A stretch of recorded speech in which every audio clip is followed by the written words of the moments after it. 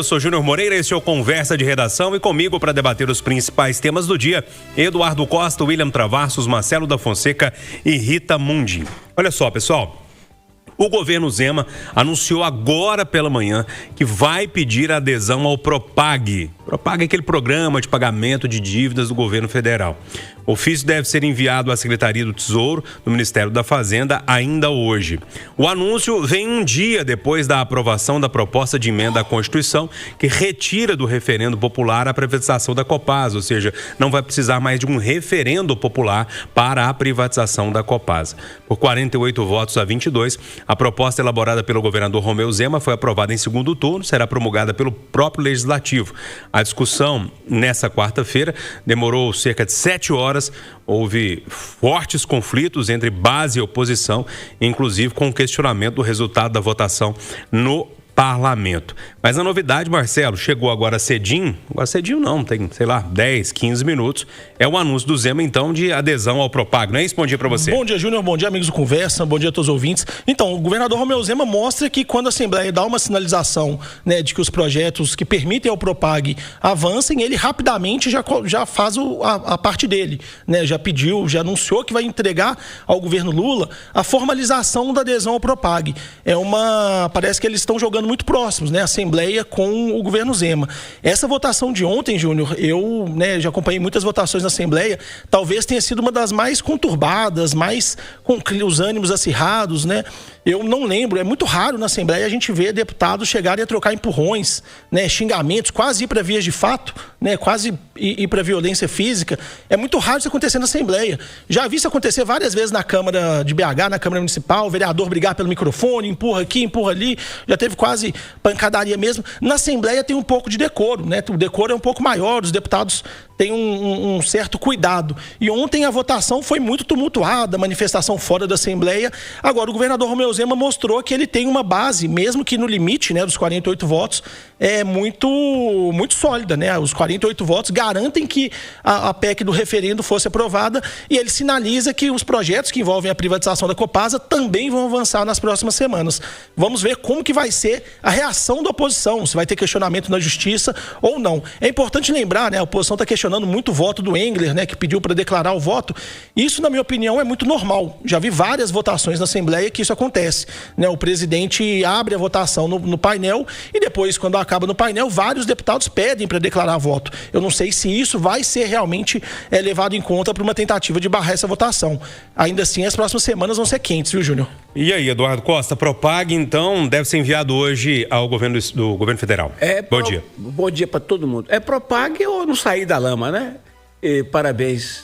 Bom, primeiro, vamos respeitar o resultado da Assembleia. Nós os escolhemos nossos representantes. Legitimamente eles decidiram por sua maioria, a gente gosta ou não. Parabéns para o presidente da Assembleia, Tadeuzinho, que faz tudo para facilitar a vida do Estado, não complicar a vida de ninguém. Parabéns para o Rodrigo Pacheco, que teve uma participação decisiva para que esse Propag se tornasse uma realidade. E aí, Rita Mundim, bom dia para você. Depois da PEC da retirada, né, desse referendo, da necessidade desse referendo, agora o governo Zema anunciando de manhãzinha que já vai enviar para o governo federal, então, esse sistema e essa adesão ao sistema de pagamento de dívidas. Bom dia. Bom dia, Júnior. Bom dia a todos. Eu fico muito feliz com os poderes funcionando, né? O executivo, o legislativo, para o bem do cidadão. O tempo, como diria Fernando Collor de Mello, deixa eu até bater aqui na madeira aqui, o tempo é o senhor da razão, né? Então, eu acho que daqui a alguns... nós não vamos precisar de alguns anos, não, mas nós veremos que essa necessidade da agilidade, dessa pressa é a necessidade que o próprio governador vê de entregar para os mineiros uma empresa mais eficiente, uma empresa com recursos em caixa para fazer tudo o que ela precisa de fazer, principalmente no que diz respeito à manutenção. Então, a Copasa está precisando de uma injeção forte de capital para que ela entregue um serviço de qualidade para todos os mineiros. Então, parabéns a todos os envolvidos e fico feliz como cidadã de ver as engrenagens funcionarem, o sistema funcionar para o bem do cidadão. Ô Travassos, o referendo foi retirado, mas a venda agora é uma outra discussão, né? Calma, vamos devagar. Uma coisa é uma coisa, outra coisa é outra coisa.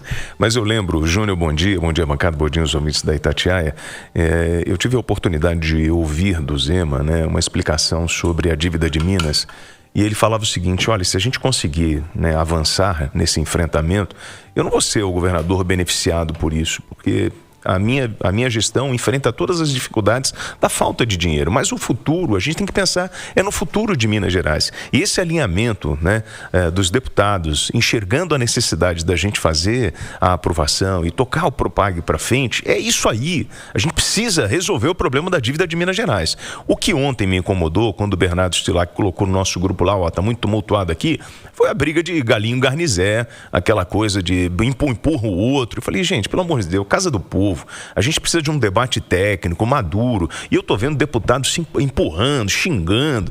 Falei, desnecessário isso. Eu acho que a gente, senhor presidente, né, da Assembleia Legislativa do Estado de Minas Gerais, tem uma postura muito íntegra e deveria convidar esses dois parlamentares para uma reunião numa salinha e falar assim, gente, isso não é a postura de um parlamentar mineiro. Isso aconteceu, viu, WT? Parece que os dois, depois do empurra-empurra, já conversaram. Foram pro cantinho, é isso do pensamento? Desculpa, parece que já apaziguaram já. E eu repito, com a sua permissão, senhor âncora, mais uma vez, desse microfone poderoso, que isso não me assusta, não me incomoda, eu não tenho medo, eu até gosto. O parlamento é para isso.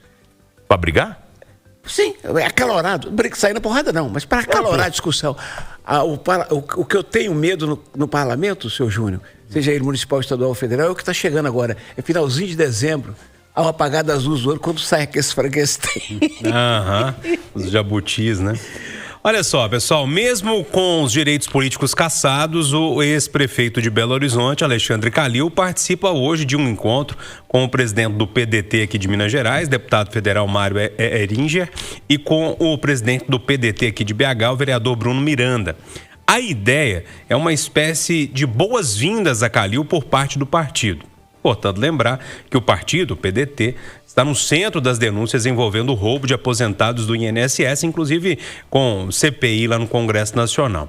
Outra personalidade que desembarca aqui em BH é o presidente nacional do Partido dos Trabalhadores, Edinho Silva. A informação é que ele chega para tentar reconstruir pontes com o ex-prefeito da capital mineira e abrir caminho para uma possível aliança entre as duas siglas nas eleições de 2026.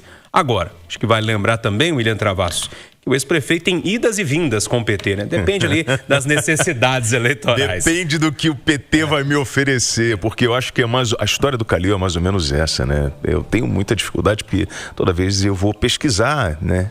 E eu lembro, né, em um momento da pesquisa, que essa história, por exemplo, da aproximação do Lula era a expectativa de receber um ministério. Aí ele não recebe o ministério, aí ele fica irritado, ele briga com o Lula, mas agora ele vai virar amigo do Lula porque está isolado, né? Cada um partindo para o campo, aí esquece essa coisa de ideologia. Aí eu fico olhando para o Calil e nessas pesquisas você encontra ele, por exemplo, eu estava brincando aqui com o Marcelo, você é atleticano? Aí ele falou, eu sou, que pergunta é essa? Claro, né? Ou então, o Calil no Atlético tem essa história do tal do Fabel, do assessor, né? Que o Atlético pagava as contas do Calil, que o Fabel recebia ia para o Calil, depois o Calil vai para a Prefeitura de Belo Horizonte, aí vira uma espécie de filial do Galo, onde ele leva a mesma agência de publicidade, e o modus operandi parece que é o mesmo. Tem a história do nepotismo, que criou lá uma vaga para ex-namorada, né? O partido, ele recebendo, e aí o papo era esse, foi publicado aqui na Itatiaia, no PSD, não estava recebendo, era 60 mil reais, né? E aí eu vejo assim, então quer dizer o seguinte, o Calil é esse cara que vai buscar as oportunidades e vai misturar o que é público e privado para manter lá a sua vida de viagem, sua paixão por motocicletas, a paixão que ele tem pela minha cidade do Rio de Janeiro, né? A história do estar inelegível. E olha que a gente está falando sobre isso. Então, eu vejo muito no Calil essa coisa da oportunidade, que não tem nada a ver com ideologia ou qualquer coisa nesse sentido. Ele vai onde aparece a oportunidade. E eu queria só entender o seguinte, amigo, tudo bem, você está fazendo a tua movimentação. Você vai fazer política para o povo ou vai fazer a política para sustentar a tua vida pessoal? E digo mais aqui, em algum momento, quando eu me deparo na pesquisa com o não pagamento de IPTU, eu não consigo entender como é que um político, um parlamentar, um prefeito não paga IPTU. O cara que não faz isso, ele desrespeita o seu cargo e a sua história. Ô Rita Mundim, queria te ouvir sobre essa proximidade aí do Calil com o PT novamente, né? Olha, o William fez um relato, diria, preciso. Então eu vou resumir o relato do William. O Calil é aquele cara que quer fazer negócios privados com dinheiro público. E ele começou antes com o dinheiro do Galo. Então tira o Galo disso. Eu acho que os atleticanos já enxergaram, né, que esse uso da imagem do Atlético, da torcida do Atlético, em benefício próprio. Então, o resumo da ópera é o velho político que quer fazer negócios privados se aproveitando de cargos públicos. E aí, Eduardo Costa, as idas e vindas do Calil com o PT? Rapaz, eu não gosto de criminalizar a política. Eu acho que a política é necessária e é a única forma de a gente resolver as questões de educação, saúde, segurança, de vida. Ô Júnior, se alguém conhece um regime melhor do que a democracia, tem que contar para mim. E se alguém conhece algum jeito da gente sair do lamaçal, fora da política, me conta. Então, eu não gosto. Mas eu vejo umas combinações, rapaz. Eu lembro, depois da campanha, né, do Calil contra o Zema, escutando petista falar, o cara é um preguiçoso. O Marcelo sabe disso melhor. Preguiçoso, não foi a lugar nenhum. Eles terminaram a campanha assim, né? Aí veio a campanha agora recente contra o Fuad, uma confusão, todo mundo detonando. Agora você vê o PDT, rapaz, que é um partido. O PDT é igual cocô na água, né? Vai pra lá, vem pra cá, de acordo com a conveniência. E aí veio o cara do PT, o presidente nacional, querendo fazer dele uma alternativa. Ô, Júnior, na boa, olha como é que eu vou resumir que, me perdoe o ouvinte da Itatiaia, e não é desapreço à política, não. É espanto que eu tenho. Eu não sei qual notícia que me assusta mais. Ou pelo menos me chama mais a curiosidade. Se é esse acordo de PDT, Edinho Silva do PT, Calil, essa confusão, ou se é uma notícia que está aqui no portal do UOL, tem um bispo de 29 anos, que é pastor desde os 18, lá em Manaus. Ele está precisando de aumentar a clientela na igreja dele, a frequência. Então ele sai à noite procurando prostituta lá nas ruas de Manaus e oferecendo 150. Ele fala, vamos fazer um programa diferente, vem para minha igreja. Vai para você ver. Eu acho que dentro da política que o Papai do Céu aprova, esse bispo Wesley lá está mais certo que muitos políticos nossos aqui. Ô Marcelo, acho que a primeira coisa é tentar resolver essa questão dos direitos políticos, né? Porque nesse momento nem candidato ele pode ser. É verdade, tem esse obstáculo, né? Eu tô lembrando um pouco de uma frase que é atribuída às vezes ao Magalhães Pinto, às vezes é ao Tancredo Neves, que é política é como nuvens, você olha, ela tá de um jeito, você olha de novo, tá de outro. E isso eu acho que cria uma indignação, né? Causa certa indignação ao eleitor, porque começa a perceber que tudo o interesse é só a eleição. Não tem mais coerência ideológica. O Calil, né, lá atrás, quando ele entrou na política, ele participou de campanha pedindo voto pro PSDB, do Aécio Neves, do Anastasia, né, e criticava muito o PT, tinha uma posição muito crítica, né, ao PT, já chamou o petista de ladrão. Chegou em 22, ele viu que o Lula era o barco que precisava, né, que ele tinha alguma chance, aderiu à campanha do Lula, e assim que perdeu a eleição para o governador Romeu Zema em 22, houve um rompimento muito claro do Calil com os petistas, né? A gente na reportagem da política que conversa para saber os bastidores, nós ouvimos relatos de vários deputados do PT falando que o ex-prefeito Alexandre Calil era intragável. Era difícil fazer campanha com ele, né? Não só do PT também, teve até do PSD, né? Que era o partido do Calil. Alguns deputados contavam, né? Pediam para manter o anonimato, mas falavam claramente, olha, eu não vou apoiar o Calil na minha cidade porque não tem condição, a campanha é difícil, né? O tratamento é muito complicado, ele explode muitas pontes, né? Com alguns nomes que deveriam ser aliados. Então, o Calil foi causando uma rejeição muito grande. O Marcelo, em 24, hein, Marcelo? Que dizem que quando o Tramonte...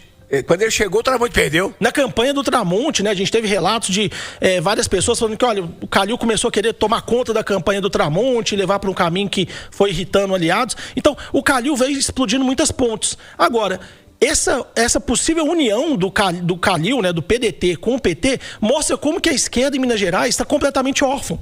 Porque, na verdade, a esquerda em Minas Gerais queria o Rodrigo Pacheco. acho que uma grande parte dos deputados ainda espera que o Pacheco seja o candidato, né? Que seria um cara mais que tem menos conflitos, né? Explodiu menos pontes, é um cara mais fácil de lidar, tem um bom trato na política, tem uma certa experiência como presidente do Congresso. Então a esquerda queria muito que o Pacheco fosse o candidato. Só que parece que o Pacheco, né, optou por outro caminho, está tentando uma carreira no Supremo. Então o Calil virou o plano B. Então a esquerda não tem nenhuma opção, vai ter, né? Eu acho que os deputados do PT de Minas vão ter que pôr o rabo entre as pernas e aceitar que essa aliança vai acontecer de novo ano que vem. Posso fazer o que você falou aí dessa choradeira dos deputados na época do Calil, né? Foi governador, é isso? Na campanha do Grande Minas. Mas sabe o que é isso? Essa choradeira vem muito em função dos 16 milhões do fundo partidário que o partido mandou e os deputados não receberam. Então eles também estavam berrando, porque falou assim, ok, fundo partidário ficou aonde? Só com ele? Mas não é choradeira, WT.